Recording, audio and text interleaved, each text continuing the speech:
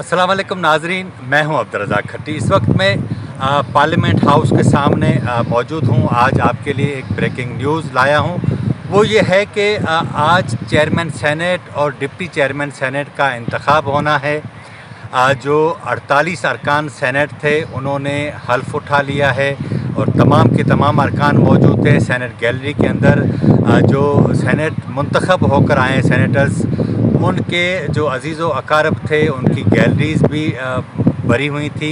लेकिन आज जो सबसे अहम बात हुई है वो ये है कि जैसे ही अभी इजलास शुरू नहीं हुआ था, तकरीबन कोई आधा पौना घंटा पहले 9:15 बजे के करीब अचानक जो है वो पीपल्स पार्टी के सेनेटर मुस्तफ़ा नवाज़ खोखर और मुस्लिम लीग के डॉक्टर मुसद्दिक मलिक, उन्होंने एक बहुत बड़ी चोरी पकड़ी। वो ये थी कि जो सेनेट के अंदर चेयरमैन की साइड पर दाएं और बाएं तरफ टेलीविज़न की बड़ी स्क्रीनें लगी होती हैं जिसके ऊपर कार्रवाई जो है वो चल रही होती है। उस कैमरे के बिल्कुल पीछे एक खुफिया कैमरा लगा हुआ था। लेकिन बात यहाँ नहीं रुकी। उन्होंने मुस्तफ़ा नवाज़ खोखर ने उसको तो सर्च कर लिया, उसकी खोज लगा ली, लेकिन उसके बाद जो पोलिंग बूथ बना हुआ था उसके अंदर भी एक खुफिया कैमरा था और एक खुफिया माइक लगा हुआ था।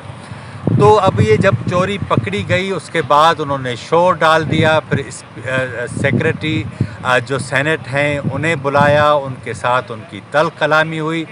लेकिन इस दौरान जो आज़म सवाती हैं उनके साथ तल्ख कलामी हुई।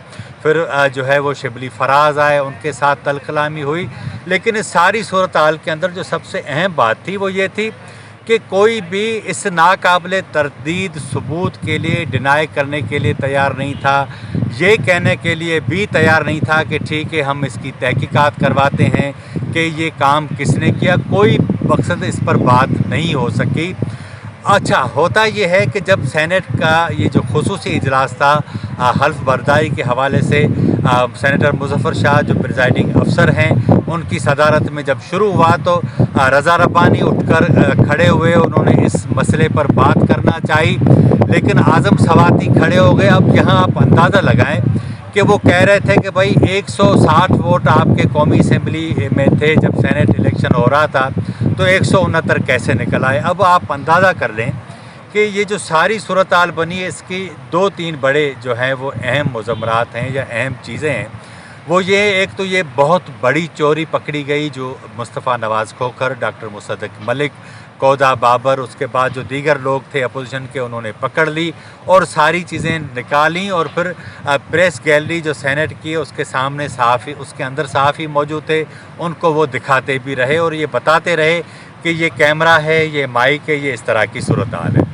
अच्छा, अब जो सबसे मज़ेदार बात है ये है कि ये इसका कसूरवार कौन है, कौन किसने किया, इसके ऊपर कोई बात नहीं। और मुझे लगता ये है कि अगर सादिक संजरानी जिस तरह उन्होंने कोशिश की थी कि जीत जाएं तो इसकी कोई इंक्वायरी नहीं होगी। लेकिन अगर अक्सरियत और आदाद व शुमार को सामने रखा जाए और यूसुफ रज़ा गिलानी जीत जाते हैं तो मुमकिन है कि इसकी इंक्वायरी हो।